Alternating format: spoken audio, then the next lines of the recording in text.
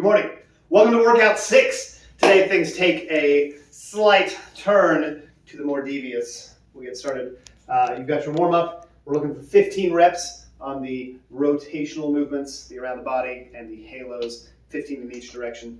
And then for the dual racks carry, we're looking for 45 seconds, and please go heavier if you can on that one. The point of the warm-up is to get you prepared for the movements. So as these movements get harder, the warm-up needs to get a little bit harder as well. Movement number 1. We've got a dual front rack squat with 2 matching kettlebells into the rack position, elbows tucked in nicely. We're doing a front squat. So slightly narrower stance than you might during your normal squat. Chest up, shoulders back, trying to drive those hips down and back. If you can get your elbows to your knees, that's great. If you're not quite getting there, as long as your hips are breaking parallel, I'm okay with that. We need 10 reps. We then move on to the floor press. Perhaps the same weights. I'll be using the same weights for the demo. You can use a pad or a mat of some sort. From the floor, elbows gently tapping the ground. We've done this alternating in the past. Today we're doing both kettlebells at the same time. Bringing those elbows down and gently tapping the floor for 10 reps. And then something happens. I'm asking you for full Turkish get-ups. And I'm asking you for 10 on each side in each round. Now, that's a lot. That's a lot of volume on what is a somewhat complicated maneuver. It's your workout. So if you need to use 0 pounds and just practice the movement, keeping your hand up in the air the whole time, I'm okay with that. If you want to balance a shoe on your hand, make sure everything's nice and stable, I'm okay with that. If you need to use a light dumbbell, I'm okay with that. If you need to do fewer than 10 reps, I'm okay with that, but I prefer 10 reps in a row on each side. I'll show you 2 or 3. The Turkish get-up is one of my favorite movements, but it is somewhat complicated. You always want to make sure you have a good, wide open space. The fewer things you can trip over, the better. And I also don't like using a yoga mat on this because anything that's between you and the floor gives you a chance to trip.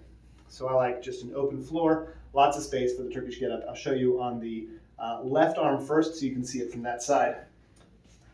We've done the quarter Turkish get-up, so you should understand the setup. Rolling in, getting that kettlebell locked out overhead. Good strong wrist, not bent.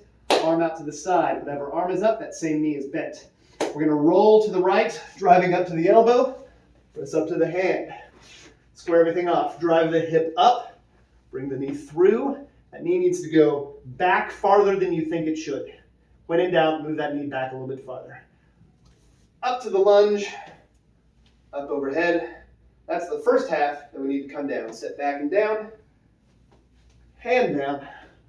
Bring the leg out. Sit. Down to the elbow.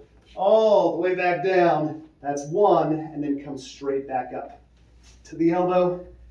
Hand. Hips up. To the knee. To the lunge. Stand. And down.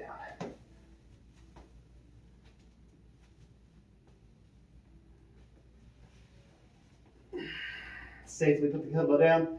When you switch sides again, bring it around the head, not over the face. Turkish get-up, that was 2, which is far less than 10. Moving on.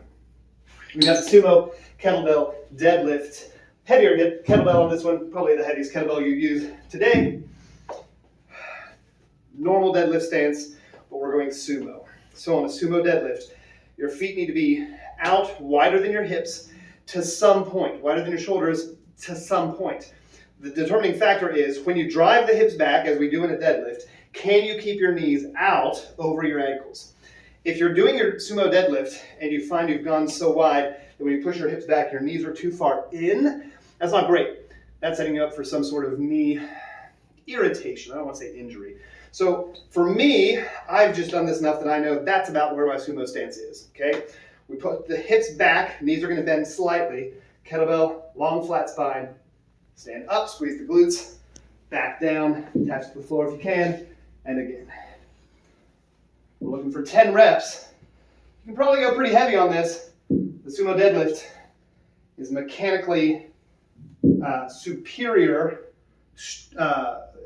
for range of motion than the classic deadlift. So without getting too deep into the physics, you're not moving the kettlebell as far on the sumo deadlift. So in theory, you can go heavier than in your traditional deadlift, presuming you've done it enough times that you have the neuromuscular connection to make it make sense I'm boring you. Let me move on. The last exercise is the dual overhead waiter's walk.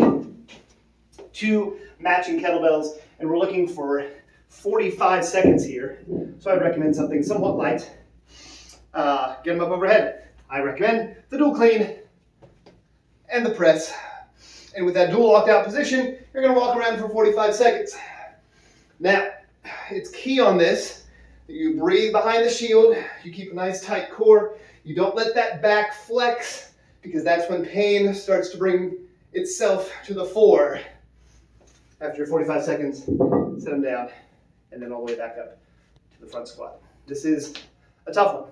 There's definitely a step up between workout 5 and workout 6. Next week, we've got 3 more workouts, and that's the end of the 3-week kettlebell challenge. I hope that you've already seen what you can do with the addition of some accountability, some other people who are doing the same things, some quality programming, some nutrition habits. All of this thing that we've given you for these 3 weeks, self-contained, demonstrates what we have to offer here. We've got 1 more week of this, and I hope you'll see that you are capable of more than you're currently doing, and we're here to help. All right, if you got questions, put them in the comments. Thanks, guys.